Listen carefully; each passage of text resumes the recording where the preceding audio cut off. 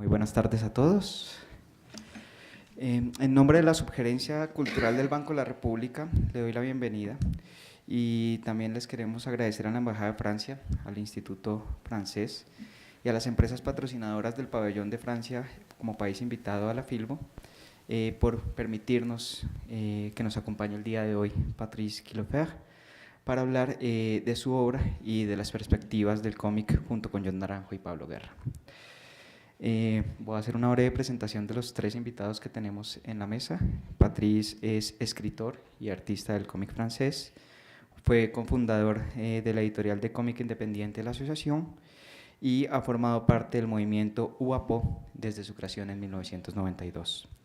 Pero Patrice es ante todo uno de los grandes reformadores del cómic actual, tanto en sus posibilidades narrativas como gráficas, y ha sido también uno de los que más ha impulsado la transformación del cómic en Francia y en el mundo. Por su parte, también nos acompaña John Naranjo, que es fundador junto con su esposa Carolina Rey de la editorial Rey Naranjo Editores, una de las editoriales más premiadas en Colombia. Dentro de las distinciones que ha merecido estar en el listado de los mejores libros del Banco del Libro de Venezuela. También ha recibido la distinción, que solo lo han recibido dos editoriales en Colombia, del New Horizons de la Feria del Libro de Bolonia, y ha sido parte también de la lista White Ravens de la Biblioteca Juvenil de Múnich. Además, él en 2014 fue reconocido con el premio Romic del Salón de Cómic de Roma. También nos acompaña el día de hoy Pablo Guerra, que es guionista, editor y crítico de cómic. Dirige el sello especializado en novela gráfica Cohete Comics y hace parte del colectivo El Globoscopio. Es coautor de novelas gráficas como Caminos Condenados y Dos Saldos, y de tiras de prensa como Vale y su papá junto a Henry Díaz y Los Perdidos junto a Federico Neira. Como estudioso de la narrativa gráfica, ha indagado sobre el fenómeno de la novela gráfica, la historia del cómic y la producción secuencial en Latinoamérica y en Colombia. Les doy muchas gracias a los tres por acompañarnos y a cada uno de los asistentes por estar aquí para escuchar este conversatorio, y los dejo entonces con Pablo para iniciar nuestra conversación. Buenas tardes, ¿cómo están? Pues me complace mucho hacer parte de esta mesa con John, que pues lo conozco desde hace tiempo, y pues tener el placer de que Quillofer nos acompañe esta vez, en esta ocasión. Quiero que arranquemos esta conversación hablando sobre cómo ha sido el proceso de cada uno de labrarse un espacio. En el caso, digamos, de John, pues implica, junto a otras personas, abrirle un espacio a la novela gráfica y a la producción gráfica en general en un medio editorial, digamos, relativamente conservador, o John nos podrá decir cómo lo percibe él. Y pues en el caso de Quillofer, pues el hecho de haber transformado pues un elefante anquilosado en algún momento, que fue la historieta en Francia. ¿Cómo funciona eso? ¿Cómo es ese proceso de abrirse camino, tener una visión sobre lo que uno quiere hacer, sobre cómo quiere hacerlo y efectivamente llevarlo a cabo? Pues en el mundo de lo gráfico, sobre todo.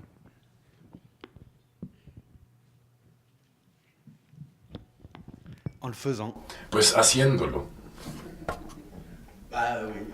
Pues sí, finalmente. Bueno, a ver, pues primero hay que hacerlo, pero también hay que tener un poquito de suerte. Es decir, lo que uno hace debe finalmente corresponder a las expectativas de una población. La asociación se creó en 1990 y es el resultado de una necesidad que sentimos como autores de expresarnos de manera libre y creativa. Y no tuvimos otra opción que editarnos y publicarnos a nosotros mismos. Mi objetivo no era crear un sello editorial. bueno, tal vez unas palabras sobre la asociación. Es una estructura colectiva creada por 7 personas y una de estas personas, Jean-Christophe Menu, es realmente un editor, pero los otros 6 que le ayudaron a crear esto, a crear la asociación, eran más autores. Bueno, Menu también es autor, pero era más que todo satisfacer una necesidad de expresarnos. Y pues donde este sello editorial no hubiera encontrado pues lectores, pues no hubiera prosperado. Es verdad que en Francia hay una gran tradición de cómic, digamos, y es verdad que en los años 80 el mercado estaba un poco anquilosado, es cierto, las producciones estaban muy estandarizadas y finalmente lo que hizo la asociación correspondía a una expectativa de los lectores hace tiempo en realidad y también de los autores. Entonces finalmente esta expectativa estaba compartida. Los autores no son extraterrestres que aterrizan viniendo del espacio, son seres humanos que viven en una sociedad. Y si esta sociedad produce este tipo de autores, es muy probable que produzca también los lectores que van a leer estos trabajos. Ahora después hay fenómenos como, no sé, Van Gogh, los suicidas de la sociedad, que finalmente no tienen público, pero básicamente hicimos nuestro trabajo, en definitiva. Es decir, abrir un camino, sí es cierto, pero también como el público estaba ahí, estaba listo, bueno, pues ¿qué abrimos? Nada, solo hicimos lo que teníamos que hacer y se recibió positivamente.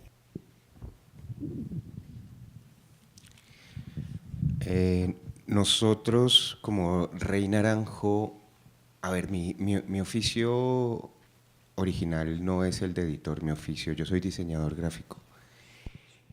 Y llegó un momento en el que,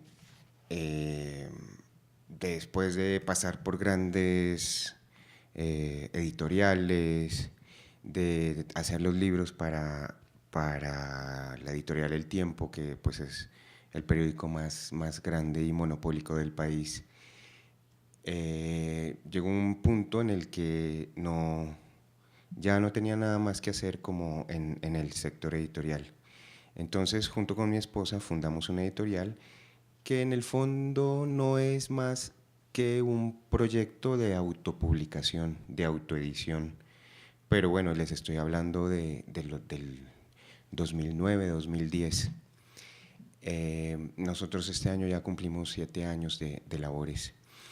Y entre las cosas que queríamos hacer, siempre habíamos tenido la inquietud de producir cómic. Yo en los lejanos, no sé, comienzos de los 2000, 2002, 2003, trabajaba en una revista como director de arte en El Malpensante, y allí habíamos hecho algunas publicaciones de cómic, y como ustedes deben conocer la revista, que tiene un gran fundamento en la parte gráfica, un gran desarrollo en la parte de la ilustración, habíamos tenido esa experiencia. Pero nos encontrábamos ante la disyuntiva de que el cómic estaba bloqueado como producción cultural dentro de la ley del libro. Sin embargo, nunca se dejó de producir cómic, pero siempre de una forma muy underground, muy contracultural. En Colombia estos 40 años que duró el cómic excluido de la ley del libro,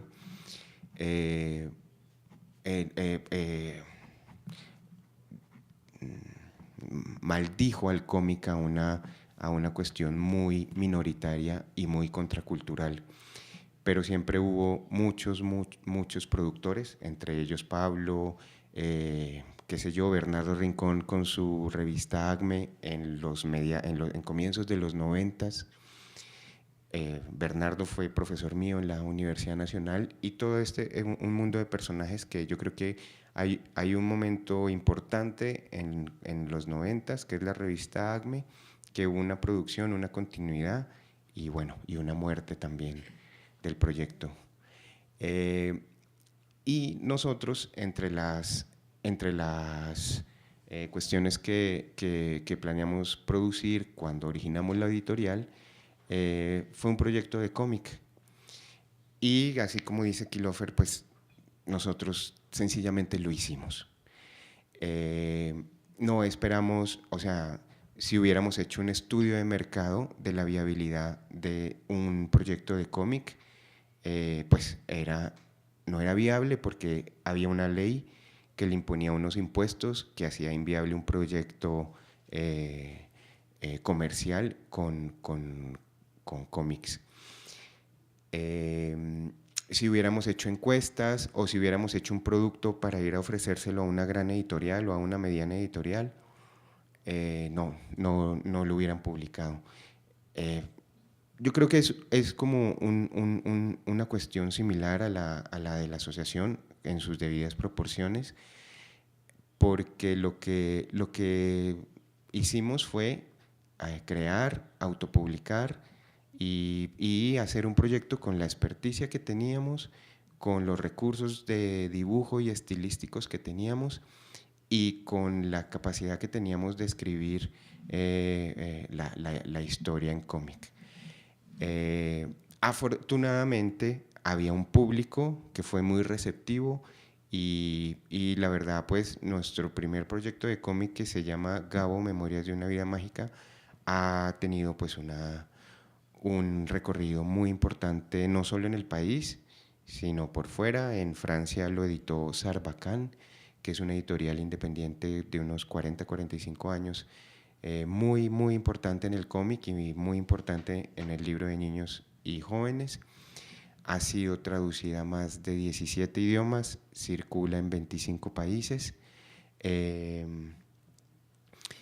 Y eso pues también nos ha permitido y nos ha dado gasolina para seguir haciendo muchos más proyectos. Más desde el punto de vista editorial, porque yo no dibujo, yo estoy más orientado, a pesar de mi profesión de diseñador gráfico y de trabajar con las imágenes, siempre he estado más orientado hacia la escritura y hacia la narrativa, pero hemos llevado una serie de proyectos de cómic que de cierta forma Pablo me desmentirá, pero han sido como una cuestión importante, no solo a nivel colombiano, sino latinoamericano. Yo, asimismo, Pablo, que es un protagonista de toda esta historia, porque junto con Pablo en el 2010 nos reunimos para cambiar una ley, o sea, eso que le dicen a uno cuando niño, de quiero sembrar un árbol, quiero cambiar una ley y quiero hacer un libro. Creo que lo hemos hecho, y más una ley colombiana que es como una pesadilla. Y Pablo también tiene una experiencia pues desde el mediados de 2007, 2006, está editando y está trabajando, y me gustaría que Pablo también nos contara su historia antes de Cohete, cómo ha sido también su proceso editorial y su proceso autoral. Bueno, sí, dale. Pues yo la verdad, sí, yo estoy completamente de acuerdo con que las cosas hay que hacerlas y hay que buscar esa visión. Yo, digamos, en muchos casos me siento como una especie de Malcolm X del cómic en Colombia, porque siento que todavía no estamos ahí, que hay que seguir luchando para que el cómic sea realmente un interlocutor de la cultura, con todas las de la ley. Y me parece que es muy importante que haya mucha gente haciéndolo de maneras distintas para que realmente pueda existir y se pueda volver como pues un espacio de diálogo y realmente poder llegar pues a muchos lectores que tienen necesidades distintas, que tienen expectativas distintas. Entonces creo que desde ahí uno puede ir moldeando pues finalmente quién quiere que lo lea y cómo quiere que lo lean. También igualmente tiene que estar abierto a que esos procesos de lectura transforman el trabajo que uno hace. Y eso a veces es complicado, complicado de entender, complicado como de tener los oídos abiertos. Entonces, pues sí, ha sido como un proceso que yo siento que sigue dándose, hay que seguir como rompiendo distintos esquemas, distintas preconcepciones. Y también creo que una cosa que he aprendido, y que lo decía Kilofer de alguna manera, es que uno no puede llegar esperando ser solamente lo que quien tiene planificado hacer, tiene que aprender otros oficios, tiene que no sé, yo he tenido que aprender a editar libros, he tenido que aprender a dictar charlas, a fomentar la lectura, a hacer un montón de cosas que no era realmente parte del plan original. Pero está bien. Y creo que eso pues, me conecta con otra pregunta que quiero hacer, y es que ya pensando un poco más en la voz, por un lado la voz editorial, por otro lado la voz como autor, ¿cómo fue ese proceso de aprendizaje y desaprendizaje? ¿No? Creo que por ejemplo en el caso de Kilofer, pues lo que decías un poco, viene, digamos, hay una gran tradición, escuelas muy fuertes, unas maneras de crear que terminan como estando muy bien establecidas, y también un deseo como de revelarse de esas formas. ¿Cómo fue ese proceso de encontrar tu voz como dibujante y como creador de historietas?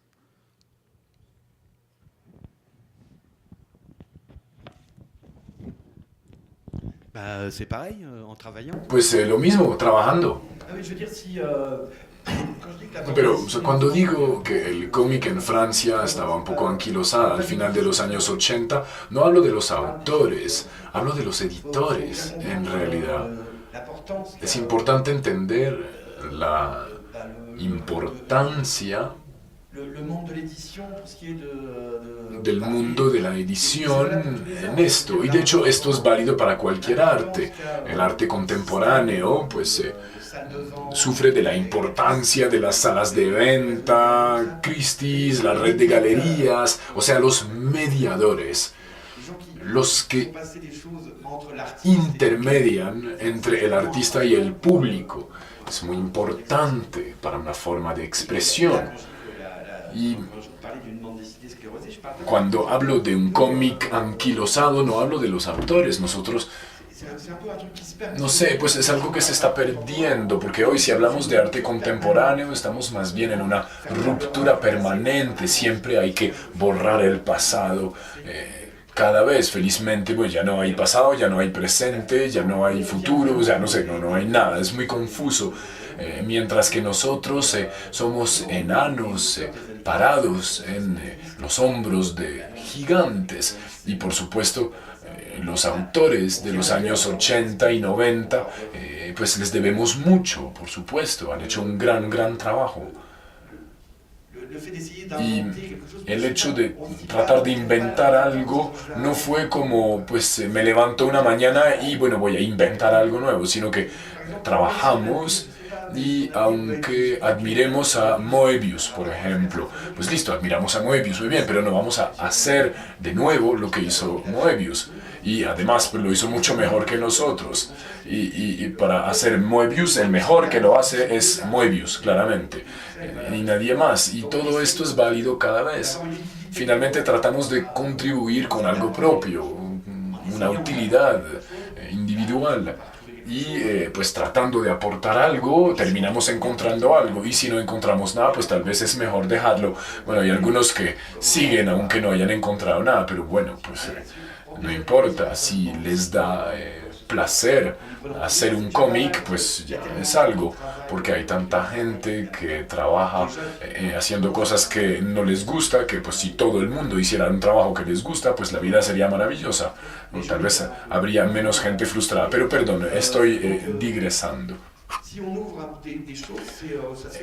Entonces, básicamente, abrir nuevos caminos de nuevo se hace trabajando, y creo que no teníamos ganas de hacer de nuevo lo que ya se había hecho, y empezamos a buscar en otros lugares, y lo encontramos, por ejemplo, en autobiografías que inspiraron muchos cómics en la asociación, pero también todo lo que tiene que ver con lo real, por ejemplo, relatos de viaje, etc. Pero todas estas son modas y fenómenos que a veces pasan muy rápido, pero no es muy importante. Uno tiene la impresión de abrir algo nuevo, pero nos damos cuenta que las preguntas siempre son las mismas.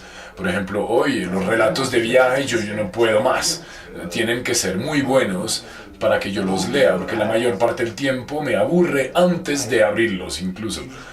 O como el cómic reportaje me aburre. a priori. Pero bueno, puede haber cosas buenas, la verdad, no sé. Y yo contaba esto en mi taller a los estudiantes y les decía que para un autor malo todos los temas son malos, mientras que para un autor bueno pues todos los temas son buenos. Es el autor que hace el tema y no lo contrario. ¿Está bien? ¿Ya he respondido tu pregunta? Es que había algo también que me preocupaba un poco en lo que dijiste. ¿De qué hablaste? Del apoyo del Estado, del reconocimiento del cómic como un género en sí, un interlocutor. Pues nosotros en la asociación justamente luchamos mucho para que el cómic sea considerado como un arte en sí. Y poco a poco está llegando. Los medios están cada vez más respetuosos, hay formaciones, entonces vi el fenómeno, digamos, desenvolverse en Francia, pero yo no sé si esto sea tan bueno. A mí me da un poquito de nostalgia el cómic cuando era un arte salvaje, por ejemplo, que no había escuela para aprender a hacer cómic. Y los autores que aparecían en el cómic eran como tipos raros que se habían formado solos, y cuando llegaban a la madurez, cuando tenían esa maestría de su arte, significaba que habían tenido que luchar para hacer cómic, o sea que de verdad les encantaba. Y porque pues antes de ser buenos habían tenido que trabajar, porque de verdad el cómic es muy difícil de hacer. Entonces habían tenido que trabajar mucho, y cuando ya se habían formado y que lograban de verdad dominar su arte, pues eran un poquito más viejos, estaban como en sus 30, sus 40, entonces tenían ideas sobre el mundo, habían tenido tiempo de vivir, y esto era interesante en lo que contaban. Por ejemplo, si miramos Pilote, la revista francesa de los años 60, pues solo hay genios y nadie se parece, son todos universos totalmente distintos. Y hoy, con el fenómeno de las escuelas, hay muchos autores muy talentosos, pero aprendieron muy rápido y por supuesto dominan muy bien el arte, pero llegan al mercado un poco demasiado jóvenes, no tienen como, digamos, los antecedentes, la vida. Y las escuelas también generan un cierto academismo y a veces se parece un poco. Hay cosas que se parecen mucho. No podemos hablar de universos totalmente distintos. Vemos influencias. En los años 2000 había mucho de Chris Blanc, Sfar, Lewis, etc. Y estas son cosas que no existían. Entonces, el reconocimiento está bien por un lado, pero por otro lado está mal. Y además, el cómic, cuando era salvaje y no reconocido, teníamos la posibilidad de hacer todo. Y ahora nos sentimos un poquito responsables de lo que hacemos, entonces nos censuramos a nosotros mismos. Y además, como era un objeto que era solo nuestro, era como nuestro mundillo. Y hoy, la verdad, me da mamera ver autores malos contando sus historias de cómics de mierda, no me importa. Y la verdad, no sé si esto de verdad le hace bien al cómic. Claro, fue reconocido, pero ¿qué fue reconocido? Lo que es reconocido siempre se convierte en una mierda. Es como lo que se vuelve más fácil. Perdón, estoy un poco grosero, pero no sé, ¿será que sí está bien ser reconocido? Cuando el cómic realmente era poco conocido, lo que terminaba pasando el filtro mediático eran las cosas que eran lo mejor, y no había ninguna duda. Cuando ahora, pues el cómic se respeta, entonces llega un poco de todo y mucha basura. Lo siento. Yo creo que cuando Tan uno... lejos estamos de producir mucha basura ya. Yo creo que cuando uno se imagina una charla de comiqueros, de historietistas, nunca se imagina pues una conferencia de personas aquí gordas, viejas. Yo me siento más viejo que Kilofer, por ejemplo. Y pues sí, se imagina uno líneas eternas de cocaína y Jack Daniels y rumba por todo lado. Y la verdad es que, pues bueno, estamos aquí en un recinto cultural e intelectual como lo es la Luis Ángel Arango, hablando de cómic, poniéndole un poco de corbatín. Y nunca habíamos estado, nunca en Colombia, lo hablábamos con Pablo Guerra, aunque por entre viñetas siempre hemos tenido unas visitas de unos autores muy notables, nunca habíamos tenido la posibilidad de estar al frente de una verdadera estrella del rock como Kiehlhofer. Yo quiero que le demos un aplauso, por favor.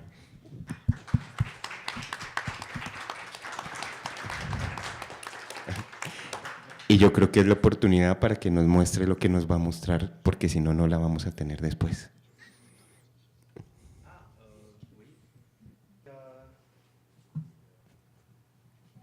En abscisse, c'est les pages de mon livre 676. Ah oui.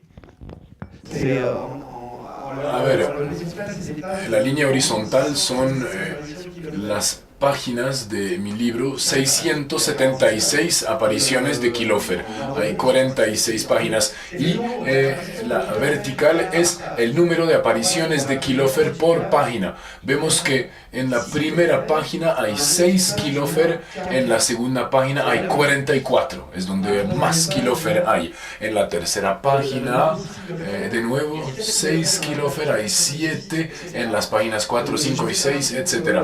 Hice esta gráfica para tratar de darme cuenta de lo que podía suceder si había una evolución dramática, y vemos que es el caso. Empezamos suave, luego una fase de delirio, bajamos y luego hay una especie de progresión y al final decae.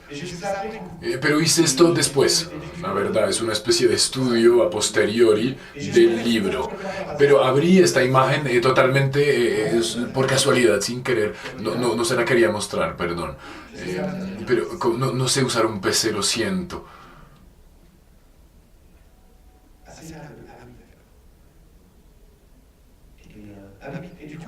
Y entonces he traducido esto en sonido. Le di una nota a cada punto y el resultado es feísimo, totalmente inaudible.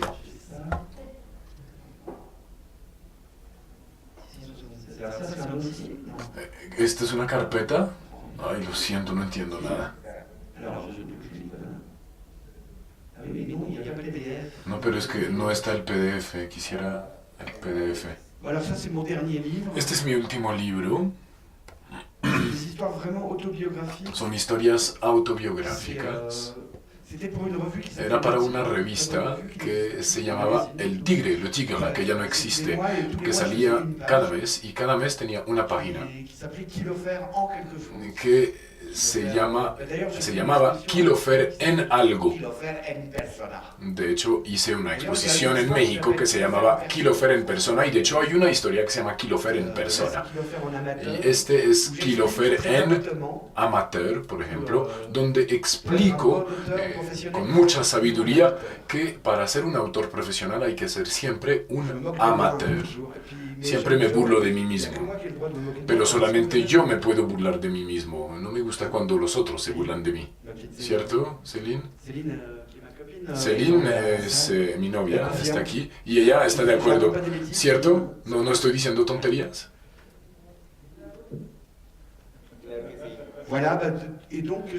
Y entonces hice así 56 páginas, y bueno, es muy autobiográfico, y los hechos son reales. Todo lo que cuento me ha pasado, pero pues todo varía con la forma de contar, porque mi vida no es extraordinaria finalmente. En realidad, bueno, aquí por ejemplo, Kiehlhofer, bravo. Miren esta historia, durante 7 cuadros duermo y de repente despierto y estoy bravo y ya. Y eso le ha pasado a cualquiera, ¿no? Pero lo siento, no sé cómo manejar esto.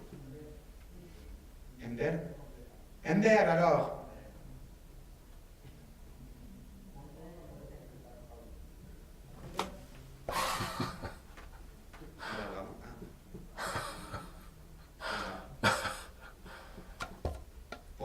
Y ya, entonces esto es muy autobiográfico.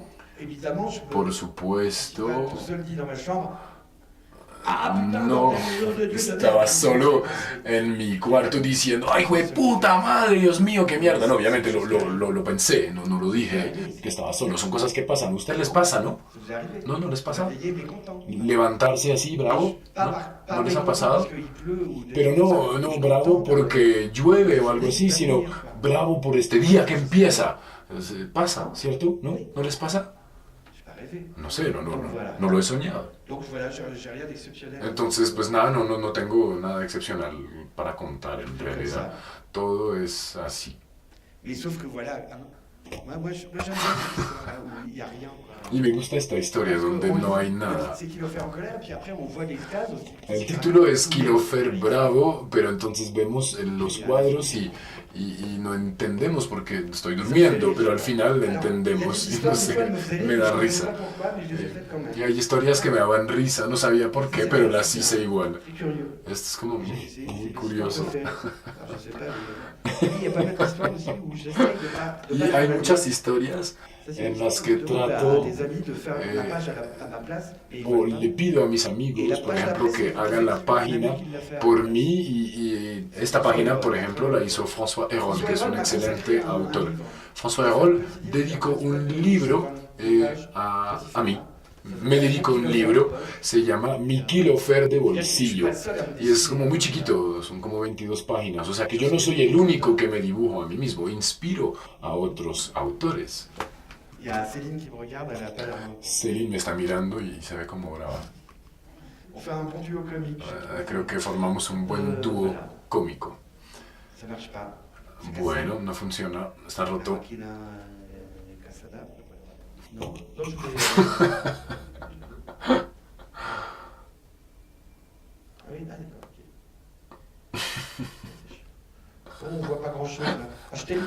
Bueno, pues pero aquí no se ve gran cosa. Compren el libro en las ediciones La Asociación. Y pues nada, no hay nada extraordinario, no hay acciones, es como mi vida cotidiana. Esta es Almudena, una española. Era como un ajuste de cuentas. Yo la conocí un poco y es una chica que no es muy fácil. Entonces era un ajuste de cuentas, la verdad. Pero bueno, seguimos siendo amigos, almorzamos hace poco. Estos son consejos para las chicas, todas las cosas que no deben hacer conmigo. Y bueno, pues...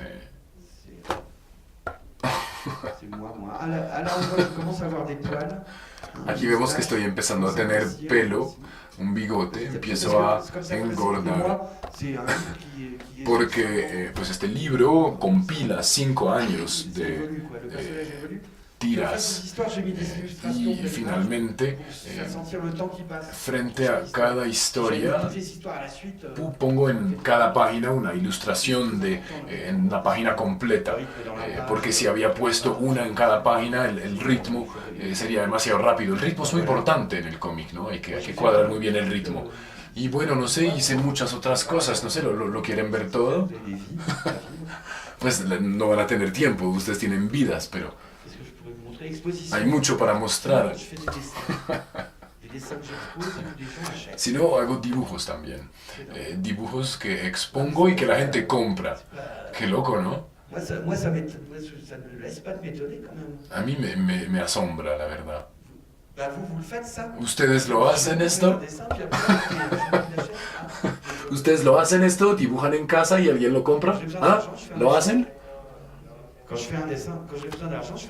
Cuando necesito plata, pues dibujo y lo vendo. Pero bueno, no siempre es fácil venderlo, ¿no? Bueno, ¿qué les puedo mostrar?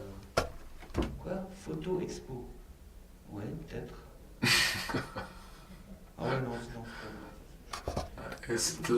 Ah, no, esto es aburrido. A ver. Este es un libro que retoma 2 exposiciones que hice y podrán ver algunos ejemplos. Hay algunas cosas que están expuestas en la feria y hay algunas cosas del libro que les mencioné que están también expuestas en la Filbo. En la Filbo, en el pabellón francés.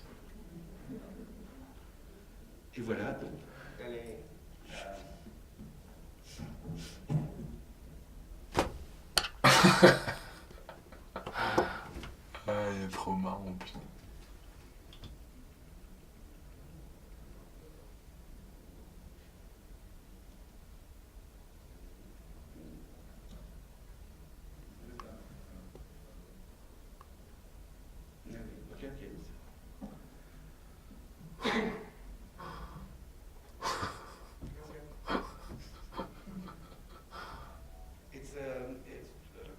Je parle anglais. Ce sont des dessins Me faits estoy au- poniendo a hablar inglés.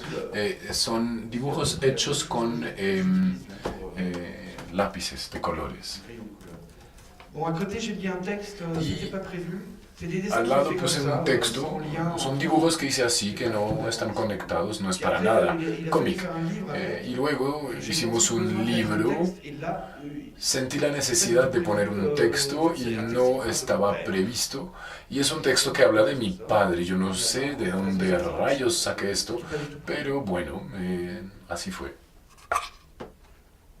c'est un livre qui s'appelle Charbon. Es un libro que se llama Charbon, Moi, je carbón. travaille avec des mines Yo de crayons. trabajo con Mon père était mineur, il lápices. s'appelle Kilofer. Mi padre era minero, Voilà, il y avait me des llamó minerais de fer, Kilofer tout ça. y Ça fait había hierro, fer en francés, hierro en mi nombre. bois fossilisé. El carbón es como madera fosilizada, On met du ustedes bois, lo on sabrán. met des mines de crayons, on va Y chercher ponemos de la madera alrededor de el grafito de los lápices que vamos a buscar en la tierra. Todo esto tiene sentido finalmente. terre. Un petit texte de Paco Mtielmo, un ami à moi. Un pequeño texto de un un amigo mío. MLQ. Y yo también publico, Ah, il faut tourner la tête pour voir les dessins. publico en la revista MLQ. Non, MLQ. Je me mélange entre l'anglais et le français. Perdón, estoy mezclando el inglés, el Et sinon, francés y el ça, c'est español. notre dernière revue, Y bueno, la esta es association. nuestra última revista en la On asociación. a eu longtemps une revue de bande dessinée. Tuvimos durante mucho tiempo una revista de cómic que se llamaba Lapin, Conejo, y adentro solamente había cómics que Et ça, c'est vraiment contaban historias en formato de cómics. Y esta es una nueva fórmula. Parece un periódico, pero es una revista. Ce que je rêvais de faire depuis toujours, avec un ami Y es lo que siempre he qui soñado. se trouve être le co-rédacteur en Y chef. lo hice con un amigo que es el codirector de esta revista. Hicimos en el pasado cosas similares que mezclan textos y dibujos y lo logramos hacer ahora de manera colectiva, con muy buenos autores, con escritores, con periodistas. Tenemos a Denis Robert, Enrique Chevillard, Paco Tielman, hay cómic y hay dibujo. Moi, je trouve que c'est vraiment un vent de liberté. Y me parece que es como un viento de libertad y además en la prensa en Francia no pasa nada. Ahora, esto no es prensa de verdad, es una revista, se distribuye en las librerías, pero pues es prensa de alguna manera por el formato. Me parece bastante fresco y es una cosa muy interesante y lo que hacemos finalmente es lo que queremos ver. Si no existe el periódico que soñamos, lo tenemos que hacer. Me gustaba mucho un autor que se llama Jim Woodring, un americano, y me encantó. Y yo estaba a punto de hacer lo que él hizo y cuando vi que lo había hecho pensé, bueno, pues hagamos otra cosa. Entonces, cuando hacemos algo es porque lo queremos ver existir, pero no tanto para uno. Es más que uno solo que tiene ganas de que exista. Yo tenía ganas de que exista un periódico así, como no existía, me tocó hacerlo. Y a veces es porque el mundo está hecho como está hecho que hacemos lo que hacemos. Esto es muy filosófico, pero bueno, decimos a veces que el arte solamente es bonito, pero es todo lo contrario. Yo creo que las cosas que no sirven para nada no existen. Yo creo que todo lo que existe sirve para algo, las cosas que no sirven para nada no existen. Y también decimos otra cosa, que el arte nunca cambia el mundo, pues tal vez, pero yo no estoy de acuerdo con esto, diría que el arte hace el mundo incluso, del todo, no lo cambia, sino que lo hace. Esta revista existe ahora, entonces ahora el mundo es distinto, punto. Y es muy útil, me parece. Para mí es muy útil. Y hay autores que participan, entonces tal vez a ellos les debe gustar y hay hasta gente que la compra. Pero bueno, fuera de esto, pues es inútil y el mundo no cambiará nunca, etcétera, etcétera. No, qué tontería, claro que el mundo cambia. Y bueno, ya, J'arrête. voy a parar de hablar. Para los tres pueden participar, por lo tanto.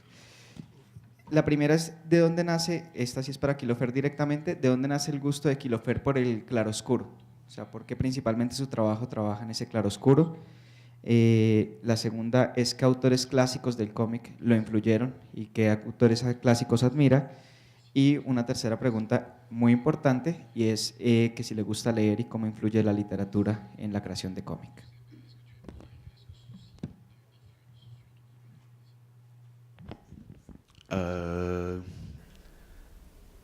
D'où vient le goût du clair-obscur? ¿De dónde viene el gusto por el claroscuro? Tu peux retirer tes écouteurs. Merci.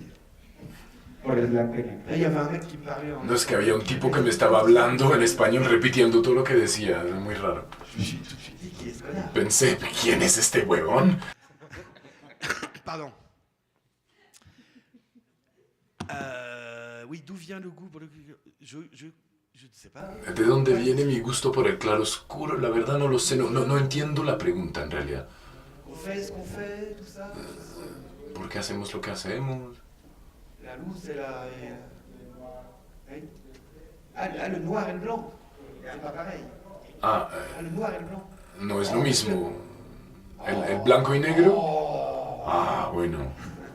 Ça vient de ma grande... Pues viene de mi gran humildad artística. Je sais Pues que ça sí, donne sí, beaucoup. yo sé, es sorprendente, pues sí. Non, mais... C'est vrai. Non, mais il y a tellement déjà tellement de choses à faire. Pues hay mucho que hacer, solo con el blanco y negro. El color es un universo.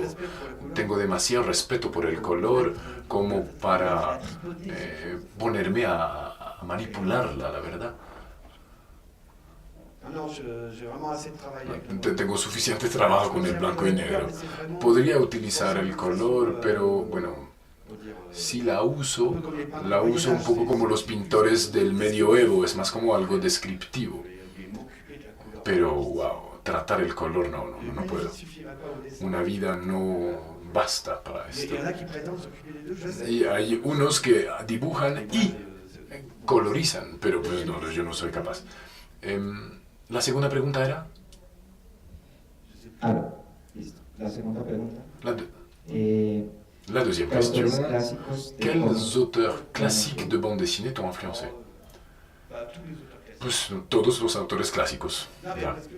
Et c'est vrai, parce qu'en général... No, en les serio. sont classiques, c'est parce qu'ils sont... Si son clásicos es porque son buenos y yo soy curioso, entonces lo he leído prácticamente todo. Alors, oui, les non classiques aussi. Ah, y Ouais, mais les non- los no clásicos, non bueno, classiques, pero c'est- los buenos no clásicos se convierten en clásicos. Chrome no era un clásico, pero ya lo es. C'est des classiques. Mais c'est vrai que j'ai pas fait vraiment de choix. Pero pues es verdad que no tomé muchas decisiones. Excellent, Chalon. Me acuerdo de este excelente autor, Yves Chalon, que era un gran dibujante, hizo páginas hermosas. Y entre más pasa el tiempo, más me doy cuenta. Y él decía que todo le interesaba, quería dibujar como Moebius, como Gustave Doré, como Hergé. Y un día dijo que había que escoger.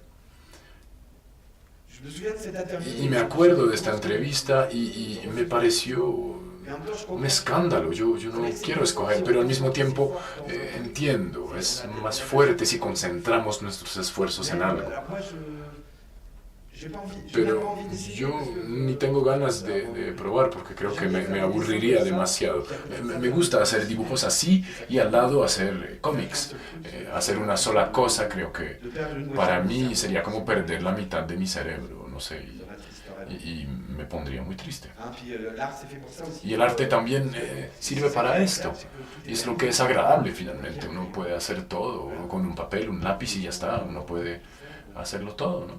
C'est pas le moment de... Entonces, Et la troisième question. ¿para qué privarnos? Y la tercera pregunta, la troisième question, c'est si tu aimes lire autre chose que les bandes dessinées et si ça a une influence sur ton œuvre. Oui, bah, oui. Mais tout... Sí, por supuesto. pero todo influencia lo que hacemos, no solamente lo que leemos, pero sí me gusta leer. Estoy leyendo Balzac en este momento, decidí leer todo Balzac. Es largo y es interesante cuando, obviamente, o sea, cuando uno decide leer todo Balzac, uno se da cuenta que hizo muchas cosas muy malas. También, y es interesante ver esto y ver la evolución de un autor. Entonces estoy leyendo todo Balzac. Y tengo otros autores que me gustan, claro, autores predilectos, pero pues nada, como cualquiera. No tengo como gustos particulares, no soy un gran lector de literatura, ni tampoco soy especialista. No conozco el último autor de moda, no sé, yo leo las cosas buenas, o sea, y los clásicos también. Pero no solamente Balzac, puedo leer contemporáneos como Éric Chevillard y etcétera. Y claro, necesariamente influencia lo que hago, pero de qué manera, la verdad, lo ignoro. Son cosas que se analizan después, tal vez. Pero pues, al menos me influencia tal vez en la escritura pura. Cuido un poco más la escritura. Cuando uno no lee, pues uno escribe bastante mal, generalmente. Así es, lo siento. Pues bueno, lo siento, no, todos ustedes son lectores, todos escriben súper bien, seguro. Bueno, ya respondí, ya está. Pero espera, tuvimos que hacer una pequeña pausa, era para las preguntas del público, ¿no? La siguiente pregunta que te hacen es que si tuvieses que escoger un libro que hubiese marcado o cambiado tu vida, ¿cuál sería?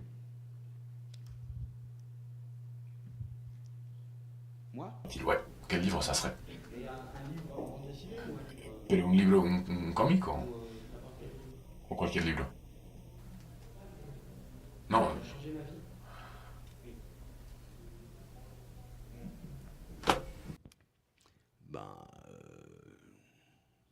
Le manifeste du Parti communiste. ¿El manifiesto del Partido Comunista?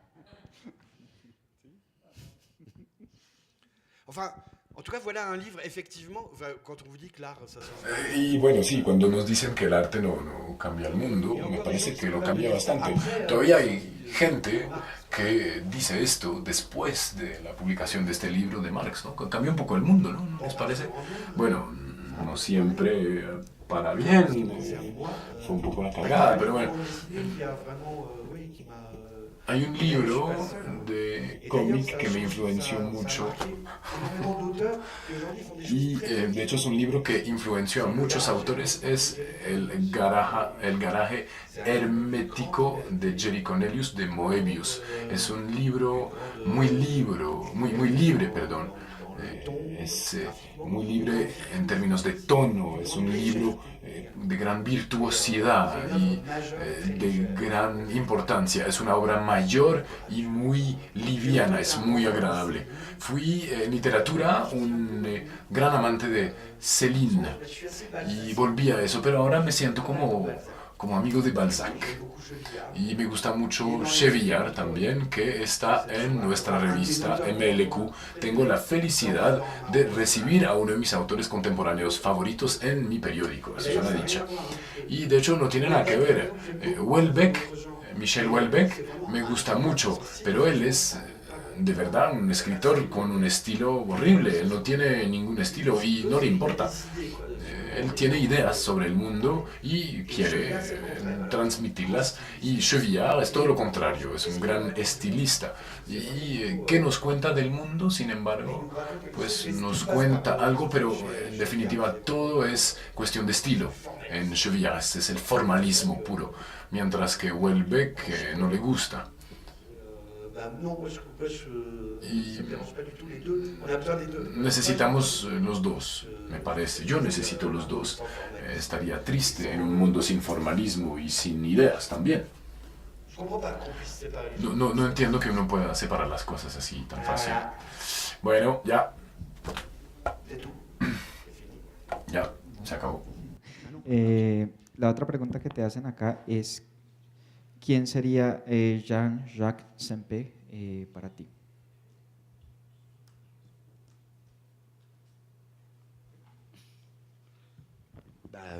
C'est un dessinateur de grand talent. Pues es un dibujante muy talentoso que hizo Après, c'est pas une cosas de mes buenas, idoles, son pero talent. pues no es uno de mis ídolos. Yo no me quedé así fascinado por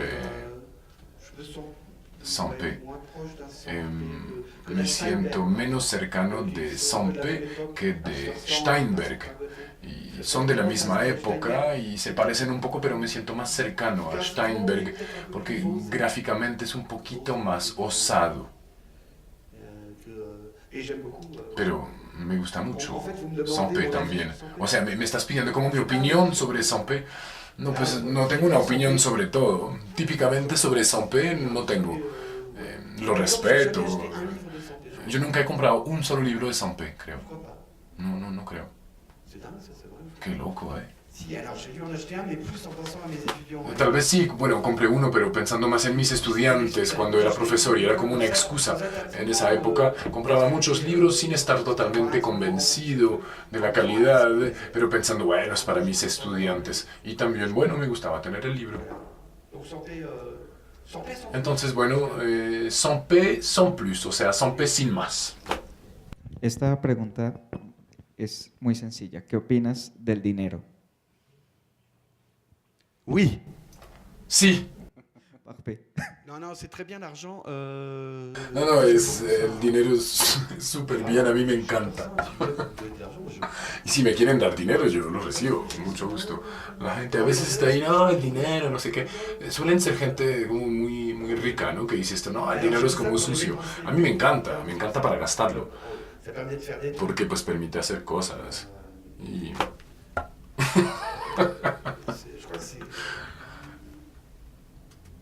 Non, c'est Badiou. Y es Badiou, Alain Badiou, que es un filósofo francés muy marxista, que dice algo muy sencillo sobre el dinero. Dice que es una cosa un poco tonta porque no significa gran cosa, porque finalmente el dinero nos gusta por lo que permite tener, pero pues puede permitir cualquier cosa. El dinero en sí es como una cantera de todo y de cualquier cosa, o sea que no significa gran cosa. Después que haya gente enferma por el dinero, pues los hay. De hecho, les quiero recomendar una novela muy bonita sobre la avaricia de Balzac que se llama Eugénie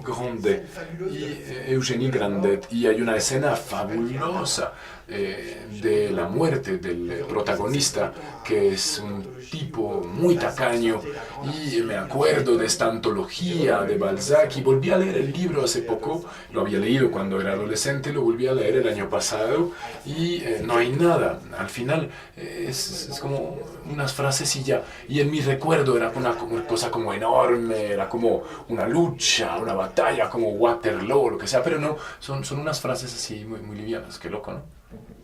Esta siguiente pregunta tiene una parte para Kilo Fer y otra parte para los demás. ¿Listo? La primera parte, que es para Kilo Fer, es sobre, voy a leerla muy despacio. La primera es para Kilo Fer, es en la actualidad en el cómic francés se ve mucho el cómic autobiográfico y se ha dejado de lado un poco el cómic de aventuras. ¿Por qué cree usted que ha sucedido esto?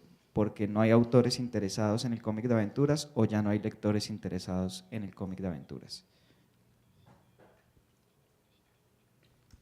Non, je crois que No, le diagnostic. creo que el diagnóstico de que no haya autores interesados no es muy acertado. No creo que haya menos autores que hacen ficción o aventura. Yo creo que es sencillamente una moda.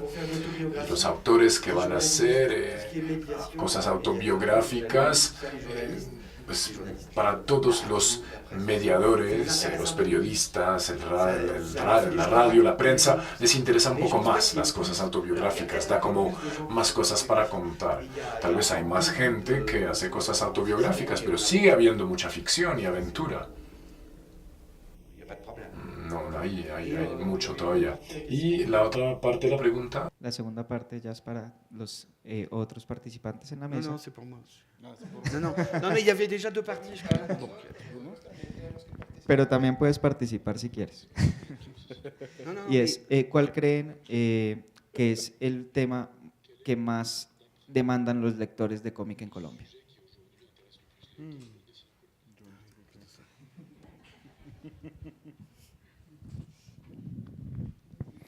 Bueno, pues en Colombia estamos creando un mercado, ¿no? El mercado es tan iniciático y tan primigenio que cualquier cosa que se interesen, que cojan cualquier cosa, los lectores ya es un milagro casi.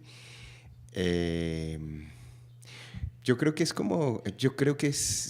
que sean buenas historias, que sean historias interesantes, que sean historias humanas. Yo creo que es como el canon de todo lo que de todo lo que nos ha marcado como hombres y como humanos, ¿no? Yo creo que tienen que ser buenas historias, ¿no? Y yo muchas veces esa diferencia de cómic de aventuras y cómic de no sé qué, o no sé, yo creo que a veces no la veo. Yo creo que estamos en un tiempo en el que esas líneas de los géneros cada vez son más difusas y qué sé yo, puedo hacer un cómic autobiográfico con superhéroes, ¿sí? Un poco, aunque no es cómic, pero Birdman, esta película de Alejandro González Iñárritu, es Carver mezclado con Superman, ¿sí? Entonces yo creo que lo importante no es pensar qué géneros o qué tipo de historias, sino profundizar en contarlas bien y buscar una maestría, ya sea en la historia, ya sea en el dibujo, ya sea en ambos. Bueno, yo que ya aproveché que John habló y pude pensar la pregunta.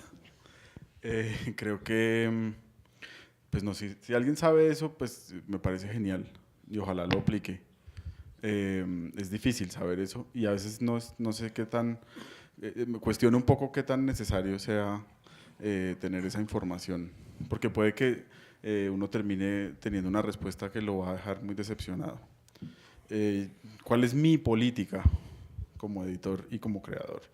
A mí me interesa ofrecerle al lector algo que no sea lo que espera necesariamente, o sea, que pase de pronto por una coordenada, que tenga que ver con un tema, con una situación, con un género, con un tipo de dibujo que le pueda generar algún interés, alguna familiaridad, pero siempre con la intención de descolocar las certezas que tenga ese lector.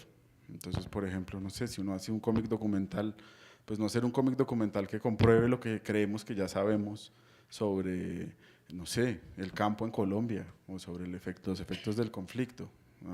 Trato más bien de apuntarle a encontrar otras miradas, otras experiencias de vida que también nos descolocan de esas certezas, porque creo que ahí hay un gran valor. Y creo que si no creyera en ese valor, pues estaría haciendo otra cosa. Un poco como que si estuviera buscando desesperadamente lo que la gente quiere leer, pues el cómic no es el mejor camino. Hay otros espacios como donde eso es más relevante, siento yo. Oui, en fait, Sí, le public n'existe el pas. público no existe C'est-à-dire, il y a autant realmente. de public il y a autant de public différent que de lecteurs. Hay tantos públicos distintos como hay lectores distintos. Uno puede siempre hacer categorías y hacer sociología, pero en definitiva cuando miramos las cosas que funcionan no son cosas previstas. Por ejemplo, Persepolis. Para hablar del éxito más grande de la asociación, ningún gran editor de la época lo hubiera publicado porque era una iraní que no conocía muy bien el arte del cómic y con sus historias de revolución todo el mundo la habría rechazado y nos dimos cuenta que el público le encantaba, pero no lo sabíamos. El problema es tal vez cuando creemos saber lo que le gusta al público, así empiezan los problemas. Es una pregunta que no hay que hacerse hace. Es muy destructivo. Pensamos saber lo que quiere ver el público, entonces creamos objetos formateados, hacemos estudios de mercado y ¿qué hacemos entonces? Hacemos siempre lo mismo y el público se aburre y se va. Es lo que pasó con el cómic en los años 80, por esto no había más creación. Entonces, si quieren crear un mercado, pues pruébenlo todo.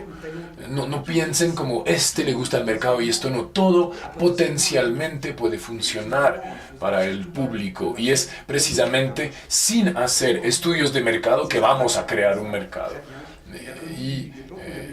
Yo creo que finalmente hubo una época en la música, por ejemplo, donde pues no se sabía lo que le gustaba al público, y eso fue como en los años 60, 70, y la gente grababa sus cosas y los difundía directamente, y después llegaron los directores artísticos que dijeron yo sé lo que está bueno para el público, y hubo una especie de derrumbe creativo. Tan pronto alguien le dice que sabe lo que quiere el público, huyan. Hay que huir de los críticos, de los directores artísticos, etc. Antes de que hagas esa pregunta, me gustaría de todas maneras que Kilo Fer hablara un poco pues, de las ediciones colombianas que se han hecho de su trabajo este año. Pues John lanzó dos, ¿cómo le ponen? Sí, revistas o sí, dos títulos, dos publicaciones que hacen parte de una colección muy particular de la asociación. Y por otro lado, la editorial La Silueta hizo una reversión de uno de los grandes libros de Kilo Fer, que es 676 apariciones de Kilo Fer, que no solo incluye parte del libro, sino que además incluye como una respuesta realizada por un autor colombiano que es Sino Waters. Bon, il y a eu d'abord un livre. A ver, pues C'est un pâte de mouche. primero hubo un libro pequeñito que hice en Francia hace unos años, Ça s'appelle Le rock et si je ne m'abuse. que se llama El rock y, si no me equivoco, El rol. Es muy buen título. Creo que hubo una publicación. Tú lo editaste, ¿cierto? No he visto el libro traducido todavía. Donc, alors, il avait déjà été traduit au Mexique. Porque ya había sido traducido en México hace 2 años. Ouais. Et alors, c'est un Y petit livre. C'est un peu entonces es un joke, pequeño libro, es como un private joke. private joke, un chiste interno, digamos. En la época tenía un grupo de rock y entonces hice un pequeño cómic, porque también se mezclaba con mis colegas del cómic, era la gente con la que hacía cómic, pues también tocaba música. Entonces, no sé, era como un chiste así interno.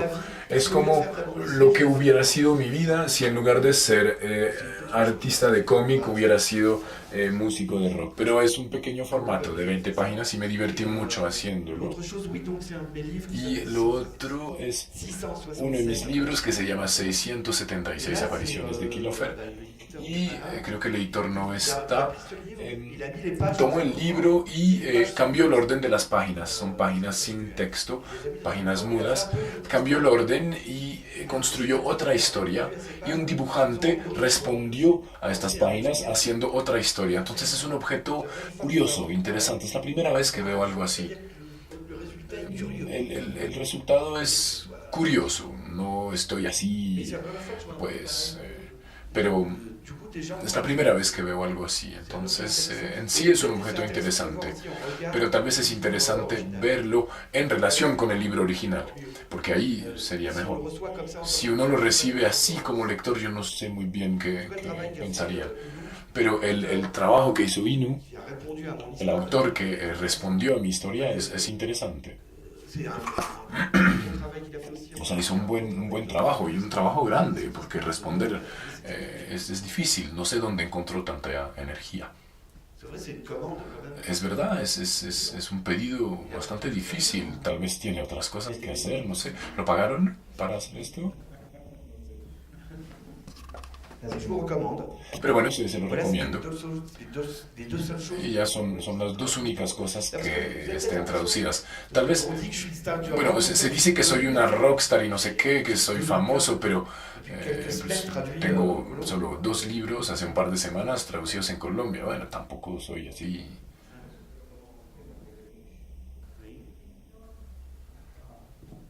No, editamos otro libro que tú publicaste en Paté de Mouche. En Paté de Mouche. Ya, c'est La clé des champs. Ya. Ouais, non, en fait, ils n'ont rien traduit parce que il n'y a pas de texte dans le livre. Es silente. Donc, ils n'ont rien traduit. Ils vous mentent. Es un libro silente, le están mintiendo. Si, ils ont traduit le titre. Bueno, tradujeron el título. La clé des champs. Ah, pero la traducción me costó 1.000 euros del gobierno francés. Ah, eh bien, bravo. Ah, pues Voilà. qué bien, te felicito. C'est comme ça que les maisons d'édition peuvent survivre. Así sobreviven las editoriales a veces. Il faut se débrouiller. Hay que, bueno, arreglárselas. Bien. La siguiente pregunta que te están haciendo. La siguiente pregunta la voy a poner porque está relacionada con lo que estaban hablando y es si conoces algo del cómic colombiano y si lo conoces, ¿qué referencias tienes de él?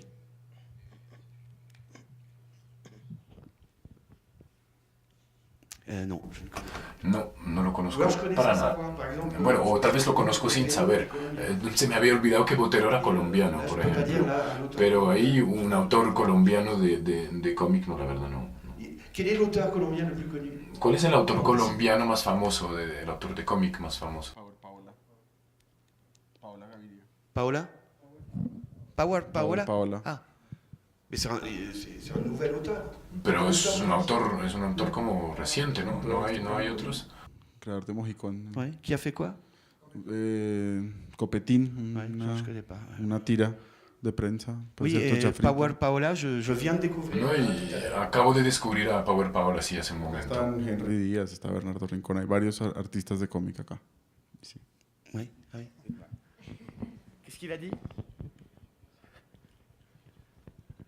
D'accord. Ah là? Ah oui. Je suis désolé. Parce qu'il y a le temps. Lo siento. La siguiente pregunta es para la mesa y les preguntan si existe alguna responsabilidad histórica y social cuando se crea un cómic.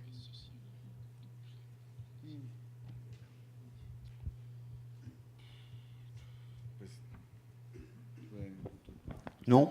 ¿No? Pues yo creo que depende del cómic y depende también de cómo lo lean. Yo no creo, bueno, depende del proceso, cómo se haga, ¿no? Digamos, si alguien está haciendo un proyecto que realmente siente que va a tener un impacto, que va a poder decir algo que no ha sido dicho o alguna cosa así, pues claro, puede que de alguna manera trabaje sobre esa responsabilidad, pero no es algo indispensable. Y finalmente los que van a decidir pues la importancia, la relevancia, la trascendencia de ese trabajo, pues no son los autores. En algunos casos son los editores y en realidad pues van a ser los investigadores. Pues sí, creo que eso es como, no sé, es difícil saber eso y creo que un autor, si se echa muchas cargas de ese estilo, puede que termine fallando. La siguiente es para Kilofer y es si ha pensado hacer en algún momento un cómic basado en Balzac.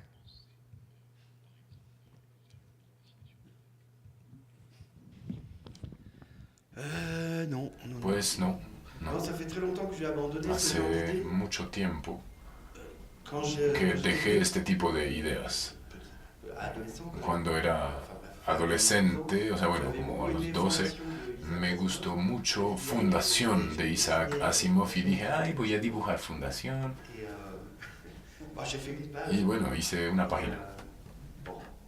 Y bueno, como les digo, Les adaptations, c'est compliqué. las adaptaciones son complicadas y hay muchas ahora en Francia, hay un fenómeno. Ahorita hablabas de la tendencia de autobiografía, pero Moi, cet album, 665 hay otras tendencias. Y este álbum, 676 apariciones de Kilofer, lo hice porque estaba cansado de la autobiografía y luego, bueno, terminé haciendo un álbum totalmente autobiográfico. Pero bueno, hay un fenómeno en lo autobiográfico porque hay mucha basura. Hay algunos que inventan el género y luego están los seguidores. Y los seguidores siempre son terribles porque hacen lo mismo, generalmente menos bien, porque inventan menos, entonces es un poco más débil y pierde fuerza y al final no queda nada.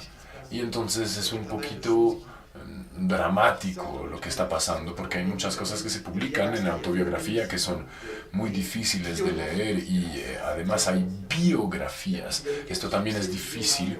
Hay algunos éxitos de biografía en cómic, pero ahora tenemos un montón, la biografía de Picasso y no sé quién. De hecho voy a hacer una con un amigo, pero la nuestra va a ser súper chévere. No, en serio hay fenómenos de moda así un poco canzones. Y me hablabas de Balzac, pues no, por favor, no. Y de hecho, no entiendo por qué hay que adaptar las cosas. Bueno, Balzac es muy bueno de leer, está muy bien escrito, leámoslo, pero adaptarlo, ¿para qué? ¿Para hacerlo mejor? No creo. No podemos hacer mejor que Balzac. Tal vez lo que podría entender es darle una cara a estos personajes, bueno, y darles vida, tal vez. Esto puede ser, ok. Pero para esto me parece que el cine es mejor, para encarnar un personaje. Funciona mejor. Está este placer, al menos. Pero, pues, nunca es mejor que el libro. Es otro objeto. Me parece que el cine es mucho más adaptado para esto. Escuché una historia de radio con Bloch, con un gran intelectual francés, Alain Finkielkraut, y decían que Proust iba a salir en cómic y Bloch dijo, ay no, terrible, y estaba invitado con otro tipo que le dijo que si le iban a decir que se adaptaría al cine, pues tal vez no protestaría. Y yo creo que tienen razón porque finalmente el cine filma mejor a los seres humanos, encarna mejor, les da carne y hueso, lo cual el cómic no hace tan bien. El cómic no está hecho para esto. Entonces, para responder a la pregunta de manera sencilla, no hay adaptación de Balzac. Pero bueno, no sé, tal vez un día, pero por ahora no. La siguiente pregunta es, voy a resumir. El cómic underground transformó y revitalizó el cómic en Francia. En la actualidad existe un movimiento de cómic underground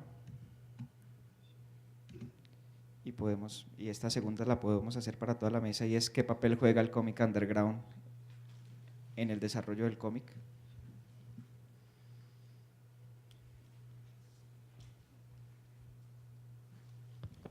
En France, non, j'ai l'impression. Pues en Francia no, me da la impresión que hay menos, siguen habiendo fanzines y cosas autoproducidas, pero pues no es que sean menos interesantes que antes, pero sí hay un fenómeno y es que las cosas interesantes están inmediatamente atrapadas o bien por editoriales jóvenes, nuevas, como la asociación, pero más nuevas aún, porque hay muchos autores jóvenes que al salir de su escuela dijeron, bueno, la asociación funcionó y vamos a hacer igual, y tienen razón.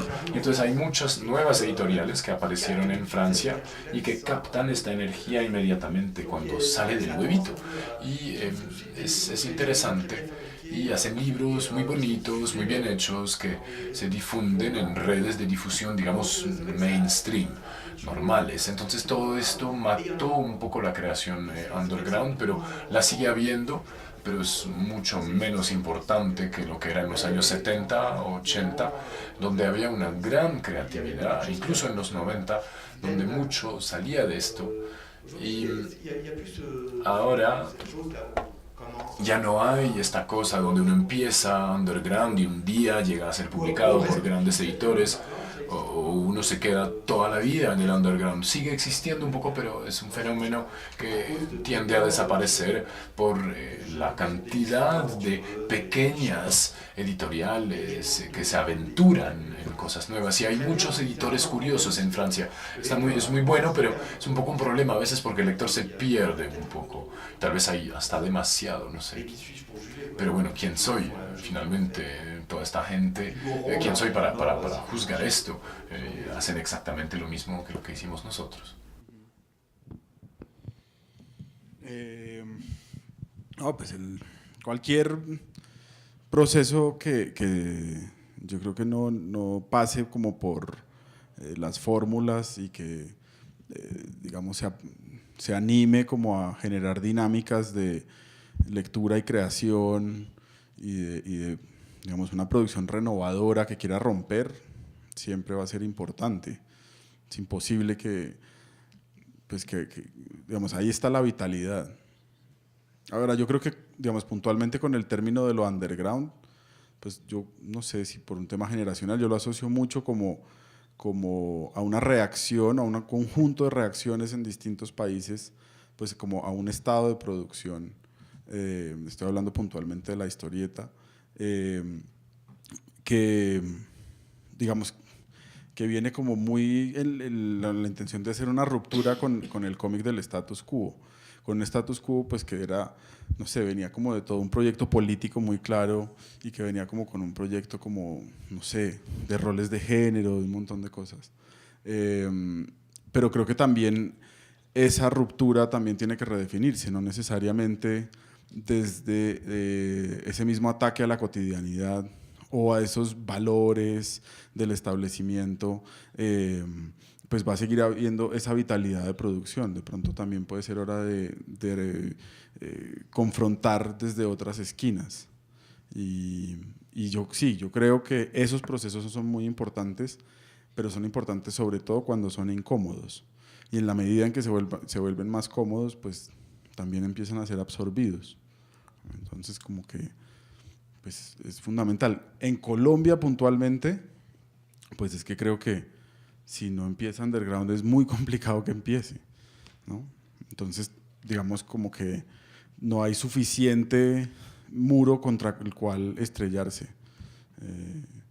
Entonces puede que el muro termine siendo también el underground. A veces yo oigo gente que quiere hacer historieta de superhéroes, quiere hacer historieta de gnomos que pelean contra dragones, que se venda en 45 episodios y que sea un éxito mundial.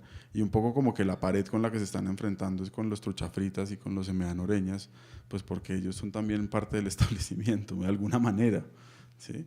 Porque hay más desde ese lado en este momento, es más visible lo que se produjo desde espacios alternativos. Entonces yo creo que pues siempre va a haber esa fricción y es bueno que la haya. Y me parece que es un modelo y una idea que ya está un poco vieja y un poco en desuso. ¿Por qué? Porque muy probablemente el cómic underground es el cómic japonés que se está produciendo, que lo vemos en digital, que nos llega a través de internet o que en la deep web o en las páginas rebuscadas. Entonces ya ese concepto hoy en día no aplica, y yo diría que como que toda esta revolución de lo digital, en el que tú publicas algo automáticamente y lo puede ver todo el mundo, muy probablemente sea el escenario natural de lo que llamamos de esa idea que percibimos como underground. Y yo creo que todo arte siempre, o sea, toda expresión, desde que tenga una libertad y que esté lejos de las, no sé, de ataduras o de cosas de mercado o de producir por eso que uno piensa que tiene que producir para tener una audiencia. Si se produce eso artísticamente, si se produce con una visión personal, siempre va a ser positivo y siempre le va a aportar a las cosas. Vamos a hacer una última pregunta y es, ¿sí? ¿Cómo ven ustedes el cómic al futuro? ¿Cuál es la perspectiva del cómic y también teniendo en cuenta las nuevas tecnologías?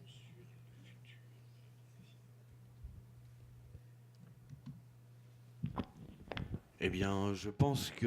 Pues pienso que en el futuro haremos cómic en aviones que volarán por ciudades construidas con materiales nuevos. No sé, no tengo idea. El futuro del cómic, pues nada, que va a ser cada vez mejor. Igual, creo que el mundo avanza hacia un progreso general. No sé.